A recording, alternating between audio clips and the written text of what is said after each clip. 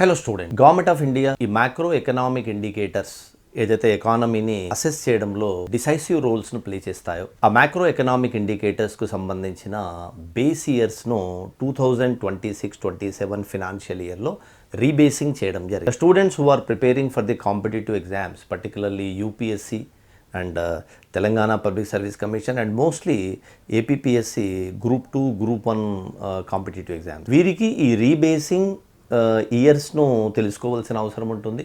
At the same time ఆ structural చేంజెస్ను మీరు ఐడెంటిఫై చేయవలసిన అవసరం ఉంటుంది. మన పాషా ఎకానమీ క్లాసెస్లో నా మాడ్యూల్స్లో కంప్లీట్ ఈ రీబేసింగ్ ఫ్రేమ్వర్క్ను చాలా ల్యూసిడ్ వేగా మీకు అర్థమయ్యే విధంగా కాంపిటేటివ్ ఎగ్జామ్స్లో ఎంత గేజ్లో క్వశ్చన్స్ అడగడానికి ఆస్కారం ఉందో దాన్ని నేను ప్యూరిఫై చేసి దాన్ని నేను అప్లోడ్ చేయడం అనేది జరిగింది. So the students who are preparing for the competitive exam ఈ రీబేసింగ్స్ మీద మీరు కంప్లీట్ వాచ్ చేయాలి. సో దీనికి సంబంధించినటువంటి రీబేసింగ్ ఏం జరిగిందో ఒకసారి నేను స్నాప్ షాట్ చెప్తాను చూడండి. ఫస్ట్ జీడిపికి సంబంధించి క్యాలిక్యులేషన్ను మాస్పీ వారు 22-23 బేస్ ఇయర్ను తీసుకున్నారు. IIP index of industrial production NSO MoSPI వారు 22-23 బేస్ ఇయర్ను తీసుకున్నారు. ఇండెక్స్ ఆఫ్ కోర్ ఇండెక్స్ అని ఆఫీస్ ఆఫ్ ఎకనామిక్ అడ్వైజర్ వారు 22-23ని బేస్ ఇయర్గా తీసుకున్నారు. WPI RPPI office of economic adviser వారు 2022-23ని బేస్ ఇయర్గా తీసుకున్నారు. Consumer price index again which is the headline inflation for RBI to control inflation, వారేమో మనకు ఎన్ఎస్ఓ మాస్పీ వారు 24ను ఫైనల్ చేశారు.